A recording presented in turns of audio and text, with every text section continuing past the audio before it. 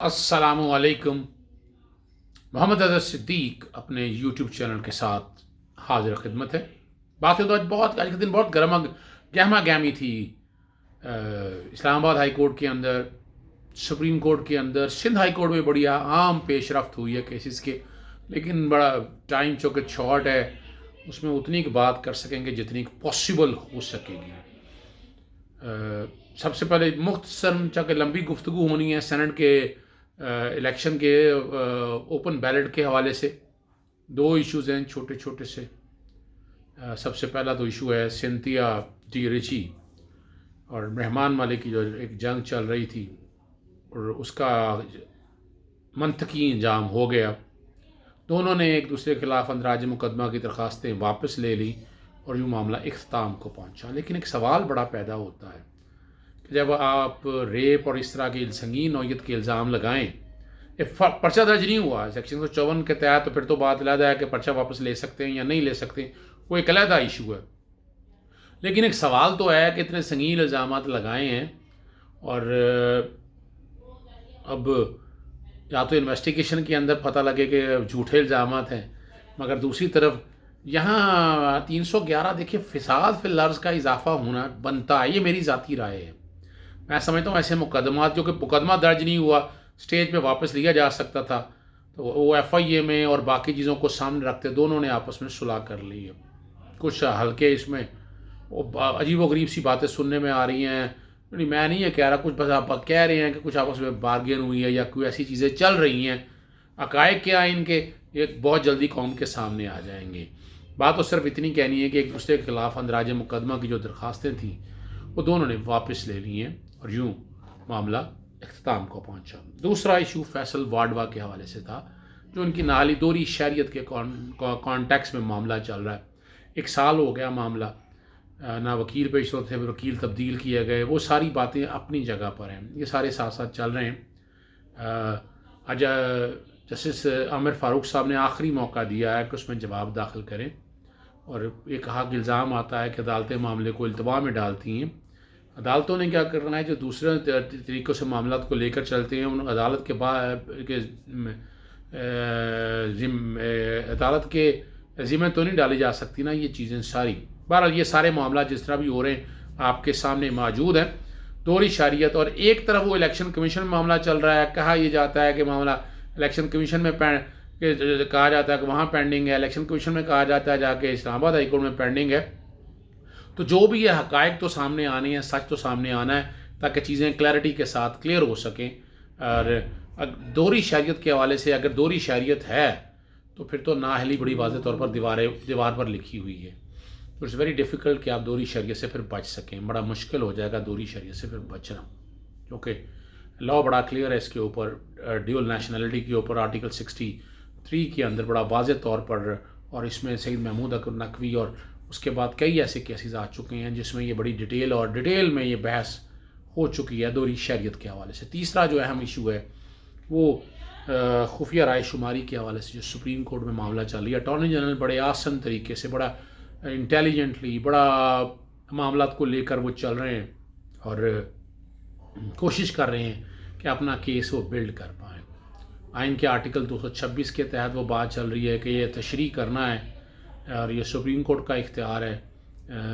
Parliament ने तो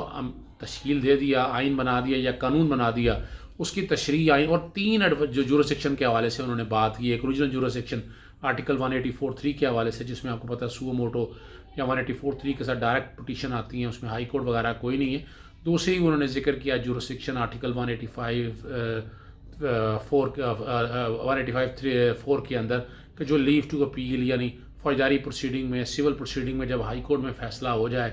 तो उसके बाद जो अपील दायर की जाती है, या डायरेक्ट जुरिसडिक्शन कई जगह आती है कि वहाँ इससे इलेक्शन के हवाले से बातें आती हैं तो वो डायरेक्ट पिटीशन वहाँ जाती हैं, तो वो अपील का एक प्रोसेस उन्होंने अदालत में सामने एक्सप्लेन किया है। आज कोशिश की है कि उन्होंने अपना केस वो बना सकें और जिक्र करते हुए सदर के इलेक्शन का तरीक़ाकार इलेक्शन में मौजूद है, ये उन्होंने बड़ा वाज़ेह तौर पर कहा। कौमी इलेक्शन का भी, असम्बली का इलेक्शन भी एक दिन में होता है, लेकिन इंतखाबी अमल बहुत तवील है। सेनेट इलेक्शन में पहले रिटर्निंग ऑफिसर और प्रिजाइडिंग ऑफिसर तैनात होते हैं। इलेक्शन एक्ट 2013 में सेनेट के इंतखाब का तरीक़ाकार دیا گیا ہے۔ الیکشن ایکٹ 2007 کے باب 7 میں سینٹ انتخاب کا مکمل طریقہ، یہ میں پہلے بھی ذکر کر چکا ہوں آپ کے ساتھ، اور یہ اور دیکھیں نا ایکٹ میں جج افریدی صاحب کا کہنا تھا ایکٹ میں تو خفیہ رائے شماری کا ذکر ہے، آئین پاکستان میں انڈر دی کانسٹیٹیوشن کا ذکر ہے، تو یہ ساری انٹرپریٹیشن جو ہے نا وہ ساری اسی میں انہوں نے کہا کہ ہم اسی لیے حکومت جو ہے نا پریزیڈنٹ کی طرف سے، تیسری جورسڈکشن جو میں بتانا معذرت کے ساتھ بھول گیا تھا، اچھا ہوا ساتھ ہی ذکر کرتے ہوئے اس کا بھی اضافہ ہو جائے گا، تیسری جورسڈکشن وہ آتی ہے آرٹیکل 186 کے تحت جو ایڈوائزری جورسڈکشن ہے، اس میں بڑا لا کلیئر ہے، چیزیں ساری سامنے آ گئی ہیں کہ ایڈوائز کرنا ہوتا ہے سپریم کورٹ نے، اور انہوں نے اپنی پوزیشن جو ساری کلیئر کی کہ سپریم کورٹ کے سامنے حکومت اسی لیے آئی ہے۔ الیکشن ایکٹ 2017 میں اس کا ترمیم کا مسودہ تیار پڑا ہوا ہے، کسی وقت پارلیمنٹ میں پیش کیا جا سکتا ہے، لیکن چونکہ یہ اس کی تشریح چاہیے آئین کے آرٹیکل 226 کے تحت کہ انڈر دی کانسٹیٹیوشن میں نہیں آتا، 59 کے اندر سیٹوں کی ڈسٹریبیوشن تو دی ہوئی ہے لیکن الیکشن کا طریقہ کار نہیں دیا ہے، صدر اور وزیر اعظم کے حوالے سے وہ ساری باتیں یہ بھی ساری رکھی، عدالت نے بڑا یعنی ایک موقع بھی یہ رکھا کہ اقلیتوں کا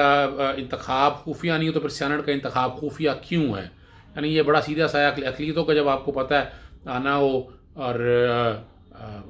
اس کانٹیکس میں بڑے آرام سے چیزیں ساری، یعنی یہ بتانا یہ ہے کہ الیکشن میں یہ دو رائے کیوں چل رہی ہیں۔ جسٹس عمر عطا بندیال صاحب نے جب ایک ریمارکس دیے کہ خفیہ اور اوپن بیلٹ میں فرق کیا ہے، انہوں نے کہا اس میں ایک ہی فرق ہے، اوپن بیلٹ میں ووٹ بیلٹ پیپر کے پیچھے اس کا نام لکھا ہوتا ہے کہ کون ووٹ ڈال رہا ہے تاکہ پتہ چل سکے کس کس کو کیا ووٹ پڑے ہیں، وہ کلیئرٹی ہوگی یہ، اور اسے پتہ چل سکے گا۔ اٹارنی جنرل صاحب نے کہا کہ کس کو ووٹ دیا ہے، یہ کلیئرٹی آ جائے گی، اور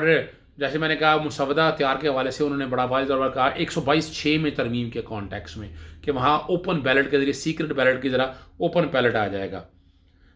اور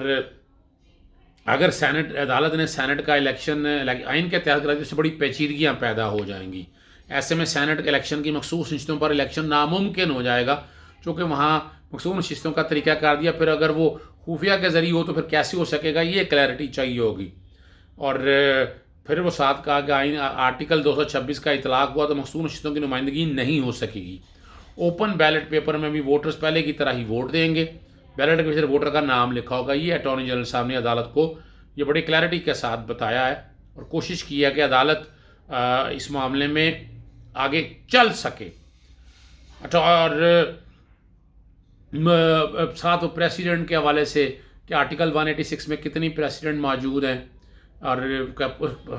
ایک سوال یا افریدی صاحب کے حوالے سے کہا کہ یہ سیاسی سوال کا پیدا ہوا تھا، یہ سیاسی سوال نہیں ہے، انہوں نے بتایا کہ آرٹیکل 184(3) کی جورسڈکشن کے کانٹیکس میں، اور یہ پھر ایسا ہے حقیقت 184(3) میں کئی دفعہ سیاسی ایشوز آئے ہیں اور عدالت نے ان ایشوز کے اوپر اپنی رائے دی ہے، عدالت نے کیونکہ تشریح کا اختیار سپریم کورٹ کے پاس ہے، سپریم کورٹ نے اس کو دینا، 3 جورسڈکشن جیسے ہیں وہ بتا دی گئی ہیں، معاملہ اب یہ بحث میں آگے چل رہا ہے، منڈے تک کے لیے سماعت ملتوی ہوئی ہے، اٹارنی جنرل صاحب نے اپنے پوائنٹ جتنے بھی ہیں اور انہوں نے 5 رکنی بینچ کے سامنے اپنے یہ سارے معاملات رکھے، اور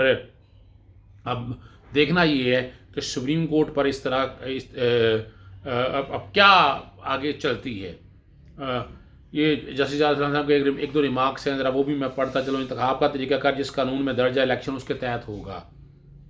الیکشن ایکٹ کی بات ہو رہی ہے 2017 کی، سپریم کورٹ ہائی کورٹ آئین جبکہ دیگر عدالتیں قانون کے تحت قائم ہوگی، یہ اٹارنی جنرل صاحب نے کہا، ایسی قانون سازی نہیں ہو سکتی جس سے عدالتوں کو ختم کیا جا سکے، یہ بڑا واضح طور پر آرٹیکل 180 یعنی لکھا ہوا اسپیسیفک جورسڈکشن دی ہوئی ہیں، 3 آپ کو پتہ 3 ستون ہیں، اور سپریم کورٹ اور ہائی کورٹ کو ختم کرنے کے لیے آئین میں ترمیم کو، یہ فرق واضح بیان کیا جا رہا ہے کہ کہاں آئین ہے ضلعی عدلیہ قانون میں ترمیم سے قائم